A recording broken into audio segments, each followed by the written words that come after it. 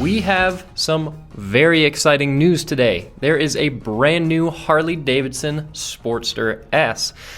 Now, the Sportster name has been around since 1957, and they've made tons of these motorcycles. In fact, I even own one myself. But this new model is pretty cool because it's got 121 horsepower from the Revolution Max 1250T V-twin engine. So it's similar to that engine that you find in the Pan America, but a little bit different, and we'll get into that a little later. But this motorcycle is going to be available this fall for $14,999, and in this video, Alex and I are going to tell you what all comes on this bike. Isn't that right? Yeah, and I guess let's first just start off by talking about the design, because this is a really cool looking bike. And also, before we jump too far into this video, I did want to say that there are two new bikes being announced today. First is this Harley-Davidson, but there's also a new Supermoto, an electric Supermoto from Zero. So if you're interested in seeing that, stay tuned to this channel, because later today we're going to have a video on that as well. But let's jump back into the Harley news. Harley's been teasing the concept of this for quite some time now, and the production version is finally here, and it looks just like the concept, which we're both super stoked about. Yeah, that's a good thing. Yeah, super good thing, and it's got this really cool look. It kind of looks like a bobber up front, really meaty tires on this bike. It's like all rubber, and then at the back you have this super high slung exhaust and a flat seat, short tail. Looks like a flat tracker in the back end. Just a really cool design on this bike. Yeah, another thing that's really cool in that same area is these engine covers. They've got a really interesting color to them. Harley-Davidson calls it a chocolate satin finish on magnesium engine covers. Pretty cool. That motor also puts out 94 pound-feet of torque. So 121 horsepower, 94 pound-feet of torque on a bike that weighs 502 pounds. Really not too bad. Yeah, so kind of walk me through the differences between the engine in this bike and the Revolution Max engine in the Pan America, which, by the way, if you're interested, Kase rode that a couple of weeks ago on TFL Bike. So if you want to see this engine or a similar engine kind of out on the road, and you want to see the Pan America rolling down the road, check that video out. But let me know what the differences are between these two engines. Yeah, there's a lot more similarities than differences between these two engines. They are both Revolution Max engines. Peak RPM is 9,500, which is pretty impressive for a American V-twin. In this bike, the engine is a stressed member of the chassis. It's, of course, liquid cooled, but some differences that this motor has when compared to the engine that's in the Pan Am. It still has VVT, but they're different heads. So the motor in this 1250 Custom has more torque from low to mid RPMs. Harley-Davidson says 10% more torque from 3,000 to 6,000 RPM. But peak horsepower is really one of the biggest differences here. This Sportster S peaks at 121 horsepower versus 150 horsepower on the Pan Am. It's also got less compression, 12-to-1 versus 13-to-1, but you get a couple different ride modes with this engine. You have road, sport, and rain, as well as two custom modes. And the fun doesn't end there, because there's a lot that's pretty cool about the suspension and everything. So tell me a little bit about that. Yeah, totally. Definitely some high quality components on this bike. So up front, you're looking at fully adjustable Showa 43mm inverted forks. And out back, you have a Showa rear shock with a piggyback reservoir, also fully adjustable. Pretty cool wheel design on this bike. Cast aluminum wheels, 17-inch front, 16-inch rear. So you do have a little bit of a staggered setup there. As far as tires go, Harley has been working with Dunlop on these GT 503 tires, so co-developed tire between Harley and Dunlop. And then as far as brakes go, really high quality components, just like the suspension. So up front, you have a single 320mm disc with a Brembo monoblock radial mounted caliper, and out in the rear, a 260mm disc with a 2-piston Brembo caliper. So good suspension, good brakes, and a good engine. This Sportster S also comes with a lot of tech, because this is a new age and you have to have some good tech to go along with that. So you get TPMS, tire pressure monitoring system, which is really cool.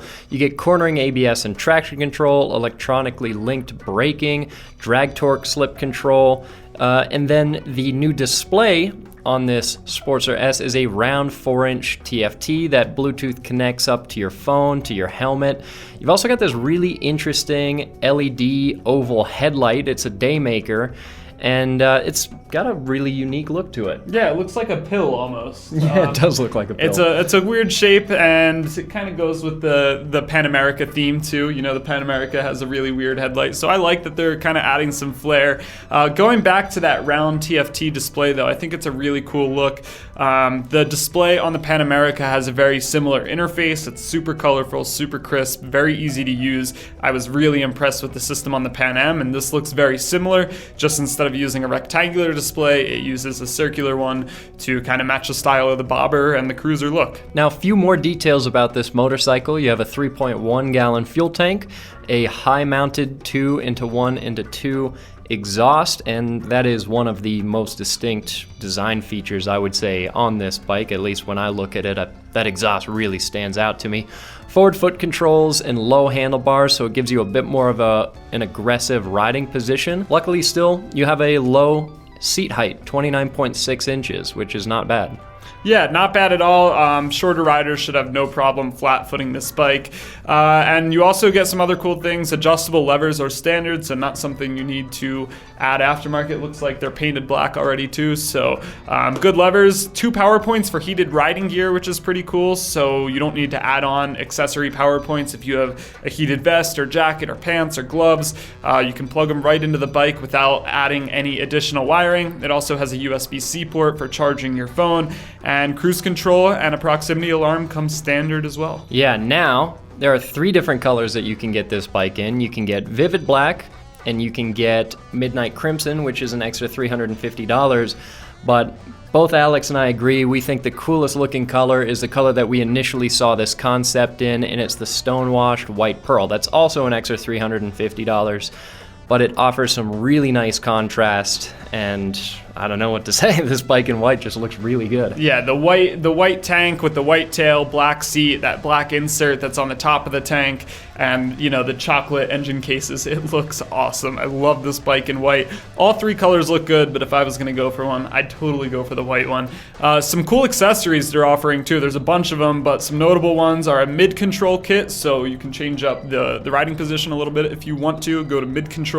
Also available is a passenger kit. This bike comes standard as a 1-seater, but you can add a rear seat as well as a backrest and some passenger pegs if you want to take someone along for the ride with you. Also some other things like windshields, tail bags, mirrors, grips, bar ends. There's all kinds of things. You know this from having a Sportster. They're infinitely customizable, and this is going to be no different. Yeah, they offer tons of parts that you can buy for them from the factory. I never actually bought any factory modified parts for my Sportster, just because I was going for a completely different style on mine. But yeah, like we mentioned, MSRP of $14,999. Of course, a little extra if you get it in a color other than black, and the bikes are coming this fall, so something to look out for. This is a super sweet bike, so much so that actually Alex likes it. He's a sport bike guy, not at all, well, a cruiser guy, much less even a Harley guy, but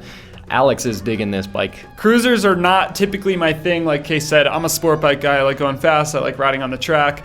But the Pan America really got me excited. This thing is really cool.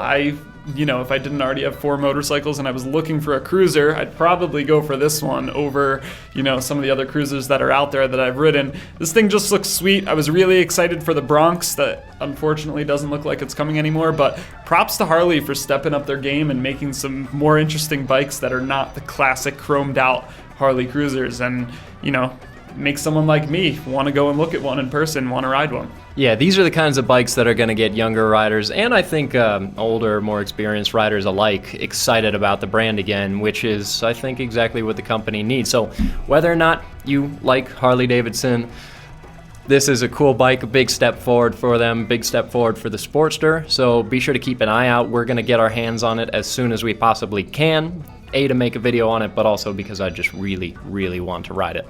Yeah, also guys, we have some Zero news. So there's 2 new bikes today. If you're interested in hearing about the new Zero, go check out that video. It'll be live in just a couple of hours, so stay tuned for that. Pretty cool electric supermoto. But yeah, let us know your thoughts on this down in the comments below. Like Kay said, we're going to do our best to get some seat time on one of these pretty soon. We should be able to make that happen. Thanks for watching. We'll catch you in the next video.